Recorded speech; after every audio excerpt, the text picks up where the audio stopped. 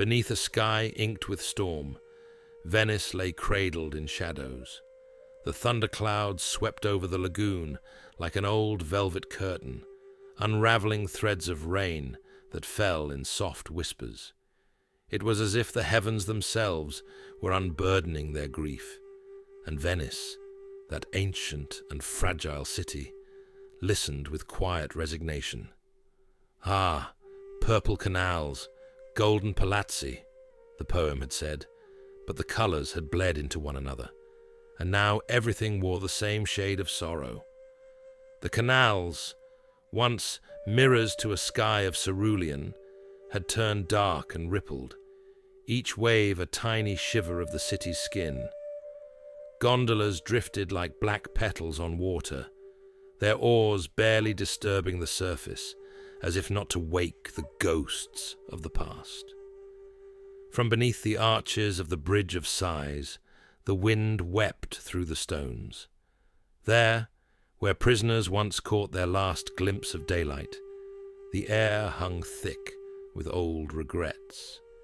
It seemed as if the walls themselves absorbed the echoes of muffled cries, and the rain, gentle and persistent, was the only reply. Her golden palazzi stood stubborn against the gloom. The gilded frescoes and marble facades wore a thin sheen of mist, transforming grandeur into something vulnerable. The rain painted streaks of silver on glass windows, and behind them, shadows moved slowly, like memories unfolding behind veils. Venice cried, not in torrents, but in drizzles, in the mist that clung to cobblestones and the soft drip of water beneath the eaves.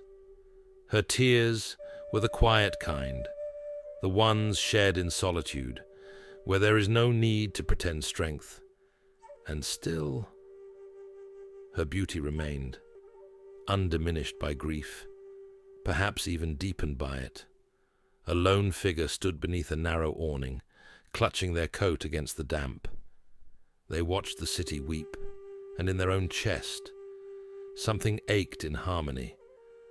There are cities, they thought, that teach us how to mourn gracefully, cities that show us how to let the rain fall, how to allow our reflections to ripple and blur, and yet remain, always, ourselves.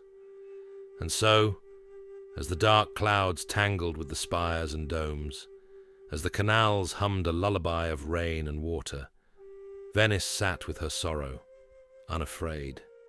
She knew the rain would pass. She had weathered centuries of storms, floods, and fires. She knew how to hold beauty and sadness in the same breath. As the poem concluded, the rain muffles her crying. It became clear. The rain was not a mask, but a gift, a moment of grace to grieve without shame. It was a reminder that even the most beautiful places, the most storied and celebrated, could hold space for tears.